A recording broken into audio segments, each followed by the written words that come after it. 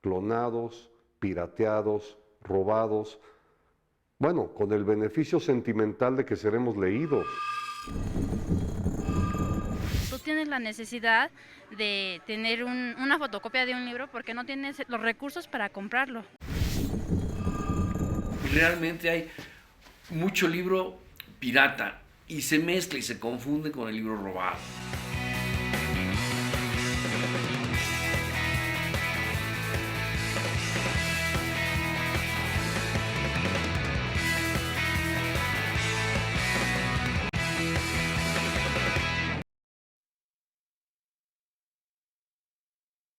Come on now, madam. We're going to burn the house. No. What do you want, martyrdom? I want to die as I've lived. Oh, you must have read that in there. Now, look, I'm not going to ask you again.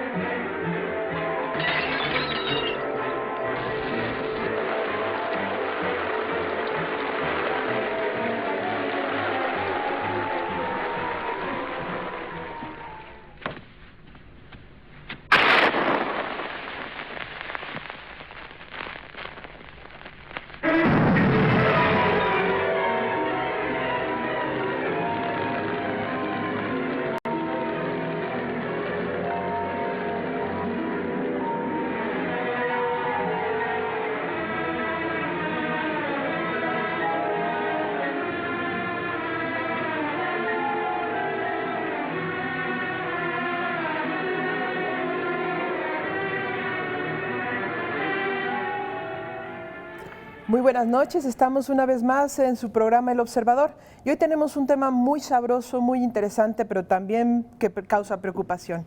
Le viene conteniendo el tema de la piratería de los libros y para hablar de ello tenemos hoy a un invitado muy especial, Jesús Anaya, un especialista en tema de edición, de gran trayectoria, pero además un hombre de letras, un investigador, un profesor. Muy buenas noches, Jesús. Buenas noches, Maridari. Tenemos la piratería en México, Jesús, es un grave problema, pero si no se lee en México, ¿por qué hay piratería? Al menos ese es el discurso oficial. Bueno, la existencia y el florecimiento económico de la piratería demuestra que en realidad nosotros siempre manejamos como un lugar común que tenemos pocos lectores en México. Así es. Pero en realidad se lee muchísimo más de lo que pensamos. Y no hay encuestas que puedan medir realmente cuál es el índice de lectura, pero lo que sí tiene la industria editorial como problema es que no tiene suficientes compradores de libros. ¿Por un asunto económico? ¿Por un asunto, un problema social? ¿Qué es el problema de los compradores? Bueno, la industria editorial y hoy más que nunca vive un verdadero drama que se debe a un conjunto de factores de incapacidad organizativa. Es decir, la oferta editorial, es decir, lo que hacen los editores, es casi invisible. Tú sabes que se publica un libro y pocos meses después no lo encuentras en ningún punto de venta establecido. Así es. No, bueno.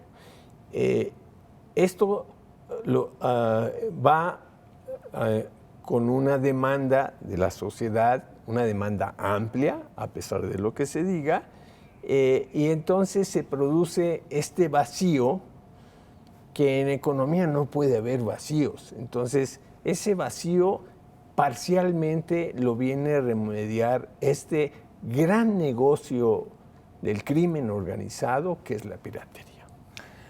Si te parece, vamos a ver una pieza de mi compañera Yasmín Quirós, que precisamente nos habla de esta evolución que ha tenido la piratería para regresar y hablar un poco más sobre la industria de la piratería.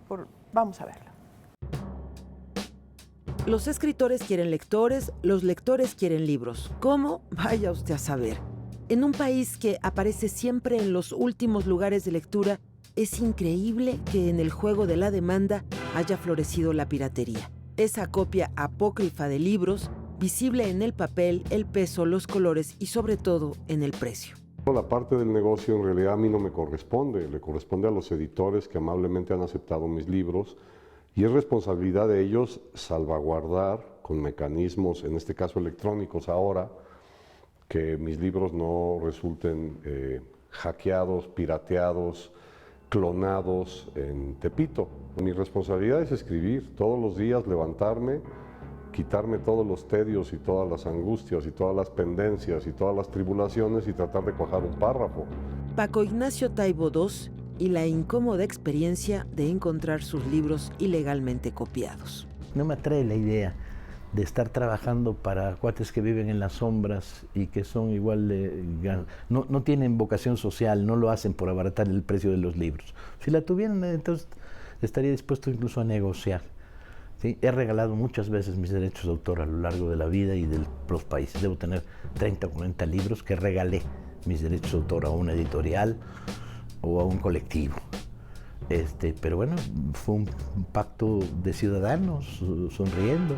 Ser un autor pirateado no es motivo de orgullo porque una cosa es tener muchos lectores y otra es que algunos se pasen de listos lucrando con el trabajo ajeno sin arriesgar nada. Pero a lo que yo me dedico es a escribir y buscar ser leído. Entonces, si es en la página amarillenta de un periódico, que después se convierte en recorte o pasto de hemeroteca y de ahí se va a nutrir una tesis, pues bienvenido sea. Pero reconozco también la otra parte. Yo entiendo que los editores, en México tenemos una industria editorial independiente pujante. Sexto Piso, Almadía, El Equilibrista, Trilce, y no merecen que tanto esfuerzo de personas, de jóvenes diseñadores, de artistas emprendedores y de autores que están buscando una tribuna para ser escuchados, de pronto sean hackeados, clonados, pirateados, robados, bueno, con el beneficio sentimental de que seremos leídos. No tendría por qué ser en contra de tus intereses el ser leído, ¿sí? Cuando hablando con la editorial con la que trabajas, les dices, bájalos de precio. Ya estás en la edición 27 de este libro, ya recuperaste sobradamente tu inversión.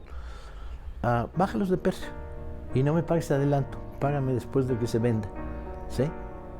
Vamos al riesgo para que no tengas carga financiera.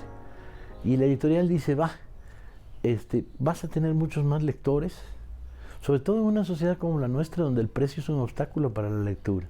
Dan Brown, Carlos Cuauhtémoc Sánchez, Gabriel García Márquez, Paulo Coelho, Carlos Castaneda, Arturo Pérez Reverte son algunas de las firmas mejor aprovechadas por los impresores de Apócrifo.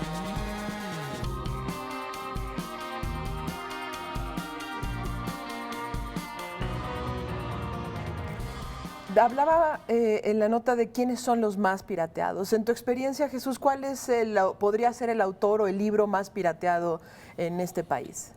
Bueno, no olvidemos que el más pirateado sigue siendo Cañitas, ¿no?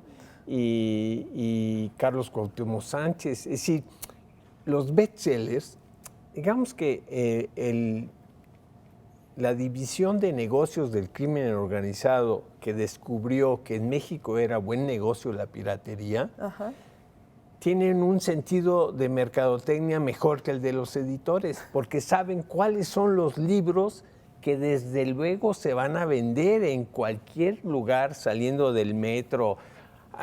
Cuando se hace la feria de minería, al lado el callejón ese que está entre el entre el correo y minería, hay un corredor completo de puestos de vendedores de libros piratas. Coexisten con la realidad de la feria más importante de la Ciudad de México, ¿no? Claro. Es decir, ese fenómeno, mientras no resuelvan su distribución efectiva los editores, va a continuar. Porque a ver, si no pueden con el crimen organizado en otros, en la extorsión, en la trata de personas, ¿quién va a frenar la piratería editorial que, como todas las cosas culturales, no le importan a nadie? Hablemos de eso, de qué no importa después de que volvamos de este corte, por favor.